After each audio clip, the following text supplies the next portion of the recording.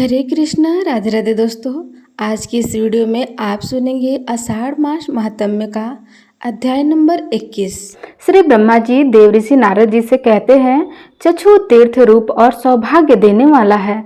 जहाँ भगवान योगेश्वर गौतमी के दक्षिण तट पर निवास करते हैं, वहाँ पर्वत के शिखर पर भवन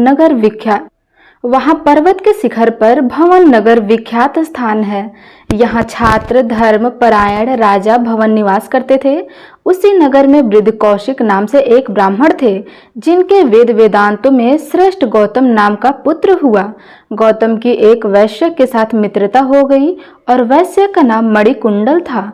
उनमें एक दरिद्र और दूसरा धनी था, तो भी दोनों एक दूसरे के हितैषी थे। एक दिन गौतम ने अपने धनी मित्र मणिकुंडल से एकांत में प्रेम पूर्वक कहा, मित्र, हम लोग धन का उपार्जन करने के लिए पर्वतों और समुद्रों की यात्रा करें। यदि अनुकूल सुख न प्राप्त हुआ तो समझना चाहिए कि जवानी व्यर्थ हो गई है। धन के बिना सुख कैसे प्राप्त हो सकता है? अहो निर्धन मनुष्य को तो धिक्कार है। कुंडल ने ब्राह्मण से कहा, मेरे पिता ने बहुत धन कमाया है, अब अधिक धन लेकर क्या करूंगा? तब ब्राह्मण ने पुनः मणिकुंडल से कहा, जो धर्म अर्थ ज्ञान और भोगों से तृप्त हो जाए, ऐसा कौन पुरुष प्रशंसनीय माना जाता है? सखी, इन सब की अधिकाधिक वृद्धि ही समस्त शरीरधारियों को अभीष्ट होती है। जो प्राणी अपने ही व्यवसाय से जीवन निर्वाह करते हैं, वे धन्य हैं। जो दूसरों को दिए हुए धन को संतोष लाभ करते हैं, वे कष्ट से ही जीतते हैं। जो पुत्र अपने बाहुबल का आश्रय लेकर धन का उपार्जन करता है और पिता के धन को हाथ से नहीं छूता, वह संसार में कृतार्थ होता है। धन अभिलाषी ब्राह्मण का यह कथन सुनकर वैश्य ने उससे सत्य माना और घर से रत्न लाकर गौतम को देते हुए कहा, मित्र, इस धन से हम लोग सुखपूर्वक देश देशांतरों में भ्रमण करेंगे और धन कमाकर फिर अपने घर को लौट आएंगे। वैश्य तो अपनी सद्भावना के अनुसार सत्य ही कहता था, किंतु ब्राह्मण उसे धोखा दे रहा था। उसके मन में पाप था, किंतु वैश्य उसे ऐसा ही नहीं समझता था। दोनों ने आपस में सलाह की और माता पिता को सूचना दिए बिना ही धन कमाने के लिए देश देशांतर में चल दिए। ब्राह्मण सोचने लगा कि जिस किसी उपाय से हो सके वैश्य का धन ले लूं। अहो पृथ्वी पर सहस्त्रों सुंदर नगर है, जहाँ काम की अधिष्ठात्री देवी जैसी अविष्ट भोग प्रदान करने वाली युवती हैं। यदि यत्न पूर्वक धन लाकर उनको दिया जाए तो वे सदा भोगी जा सकती हैं और वही जीवन सफल है। किस प्रकार वैश्य से अपने हाथ में आए हुए धन को हड़प कर उसका इच्छानुसार उपभोग करूं? यह सोचते हुए गौतम ने मणिकुंडल से हंसते हंसते कहा, पाप से ही जीवों की उन्नति होती है और वे मनोवांछित सुख प्राप्त करते हैं। संसार में धर्मात्मा लोग दुख के ही भागी देखे जाते हैं, अतः एकमात्र दुख ही है जिसका फल है। उस धर्म से क्या लाभ? वैश्य ने कहा, ऐसी बात नहीं है, धर्म में ही सुख की स्थिति है। पाप में तो केवल सुख भय सुख दरिद्र और कलेश ही रहता है। जहाँ धर्म है वही मुक्ति है। भला अपना धर्म क्या नष्ट हो सकता है? इस प्रकार विवाद करते हुए दोनों में यह शर्त लग गई कि जिसका पद श्रेष्ठ हो वह दूसरे का धन ले लेगा। वे बोले, अब चलकर हम दोनों किसी से पूछे कि धर्मात्मा प्रबल होता है या अधर्मी? वेद से लोक का ही मत श्रेष्ठ है, क्योंकि लोक में ही धर्म से सुख होता है। इस प्रकार विवाद करके दोनों सब लोगों से पूछने लगे कि पृथ्वी पर धर्म प्रबल है या अधर्म। यह प्रश्न सामने आने पर कोई बोले, जो धर्म के अनुसार चलते हैं उन्हें दुख भोगना पड़ता है और बड़े बड़े पापी मनुष्य सुखी है। यह निर्णय सुनकर वैश्य ने अपना सारा धन ब्राह्मण को दे दिया। मणिमान धर्मवेताओं ने श्रेष्ठ था, वह बाजी हार जाने पर भी धर्म की ही प्रशंसा करता रहा। ब्राह्मण ने मणिमान से पूछा, क्या तुम अब भी निर्धन की प्रशंसा करते हो? तो वैश्य बोला, हाँ ब्राह्मण। फिर कहने लगा, वैश्य, मैंने तुम्हारा सारा धन जीत लिया, फिर भी निर्लज की तरह धर्म की बातें क्यों करते हो? देखो, स्वेच्छाचारी होने पर भी मैंने ही धर्म को जीता है। ब्राह्मण की यह बात सुनकर वैश्य ने मुस्कुराते हुए कहा, सखे, जैसे धानों में पुलात अर्थात पहिया और पंखहारी चिड़ियों में छोटी मक्खियां होती है, वैसे ही मैं उस मनुष्य को भी सराहनीय मानता हूँ जिसमें धर्म नहीं होता। चारों पुरुषार्थ में पहले धर्म का नाम आता है, अर्थ और काम उसके बाद आते हैं। वह धर्म मुझ में मौजूद है, फिर तुम कैसे कहते हो कि मैंने जीत नहीं लिया? यह सुनकर ब्राह्मण ने फिर से वैश्य से कहा, अब दोनों हाथों की बाजी लगाई जाए तो वैश्य बोला, ठीक है। फिर दोनों ने जाकर पहले की ही तरह लौकिक मनुष्यों से पूछा, निर्णय ज्यों का त्यों रहा। ब्राह्मण बोला, फिर मेरी विजय हुई है। ऐसा कहकर उसने वैश्य के दोनों हाथ काट डाले और पूछा, अब धर्म को कैसा मानते हो। ब्राह्मण के इस प्रकार आक्षेप करने पर वैश्य ने कहा, मेरा प्राण कंठ तक आ जाए तो भी मैं धर्म को ही श्रेष्ठ मानूंगा और मानता रहूंगा। धर्म ही देहधारियों की माता पिता, सहिद्र और बंधु है। इस तरह दोनों का विवाद चलता रहा। ब्राह्मण धनवान हो गया और वैश्य धन के साथ साथ दोनों बाहों से भी हाथ धो बैठा। इस तरह ब्राह्मण करते हुए दोनों गौतमी गंगा के तट पर पहुंचे, जहां योगेश्वर श्री हरि का निवास स्थान है। वहां आने पर फिर दोनों में विवाद आरंभ हो गया। वैसे गंगा योगेश्वर और धर्म की ही प्रशंसा करता था। इससे ब्राह्मण को बड़ा क्रोध हुआ। वह वैश्य पर आक्षेप करते हुए बोला, धन चला गया, दोनों हाथ कट गए, अब केवल तुम्हारे प्राण ही बाकी है।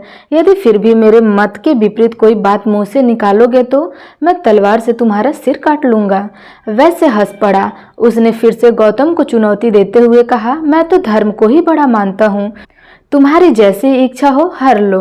जो ब्राह्मण गुरु देवता वेद धर्म और भगवान विष्णु की निंदा करते हैं वह पापचारी मनुष्य पाप रूप है, वह स्पर्श करने के योग्य नहीं है। धर्म को दूषित करने वाले उस दुराचारी परमात्मा का परित्याग कर देना चाहिए। तब ब्राह्मणों ने कुपित होकर कहा, यदि तुम धर्म की प्रशंसा करते हो तो हम दोनों के प्राणों की बाजी लग जाए। वैश्य ने कहा, ठीक है। फिर दोनों ने साधारण लोगों से पूछा, किंतु लोगों ने पहले ही जैसे उत्तर दिया। उस समय गौतमी के दक्षिणी तट पर भगवान योगेश्वर के सामने ब्राह्मण ने वैश्य को गिरा दिया और उसकी आंखें निकाल ली। फिर कहा, वैश्य, हर दिन धर्म की प्रशंसा करने से ही तुम इस दशा को पहुंचे हो और तुम्हारा धन गया है। आंखें गई और दोनों हाथ काट लिए गए। मित्र, अब तुमसे विदा लेकर जाता हूँ, फिर कभी बातचीत में इस तरह धर्म की प्रशंसा ना करना। ऐसा कहकर के गौतम चले गए।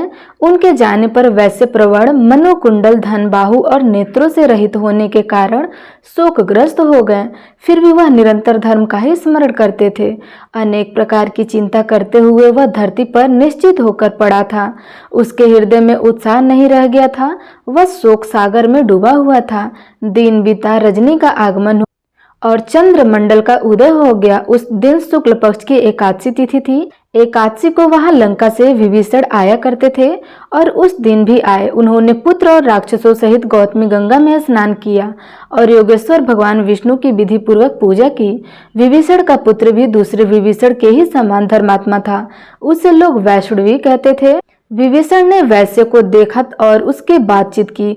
वैश्य का यथावत वृत्तांत जानकर उस धर्मज्ञ ने अपने पिता लंकापति महात्मा विभीषण को बताया। लंकेश्वर ने अपने गुणकार पुत्र से प्रसन्न पूर्वक कहा, बेटा, भगवान श्री राम मेरे गुरु आराध्य देव हैं और उनके आदरणीय भक्त हनुमान जी मेरे सखा हैं। आज से बहुत पहले एक कार्य आ पड़ने पर हनुमान जी बहुत बड़ा पर्वत उठा लाए थे, जो सब प्रकार की औषधियों का भंडार था। उस समय 2 औषधियों की आवश्यकता थी, विशल्यकर्णी और मृत्यु संजीवनी। उन दोनों औषधि को लाकर उन्होंने भगवान श्री राम को अर्पित किया। जब उनकी आवश्यकता पूर्ण हो गई तब वे पुनः उस पर्वत को उठाकर हिमालय पर लेकर गए और वहीं रख आए। हनुमान जी बड़े वेग से जा रहे थे, इसलिए विशल्यकर्णी नाम की औषधि गौतमी गंगा के तट पर गिर पड़ी थी, जहां भगवान योगेश्वर का स्थान है। वहीं वह औषधि है और उसे ले आकर तुम भगवान का स्मरण करते हुए इनके हृदय पर रख दो। उससे यह उदार बुद्धि वैश्य अपने संपूर्ण विष्णु को प्राप्त कर लेगा। यह सुनकर वैवाश्री बोले, पिताजी, मुझे शीघ्र ही वह औषधि दिखा दीजिए, विलंब न कीजिए। दूसरों की पीड़ा दूर करने से बढ़कर तीनों लोकों में दूसरा कोई कल्याणकारी कार्य नहीं है।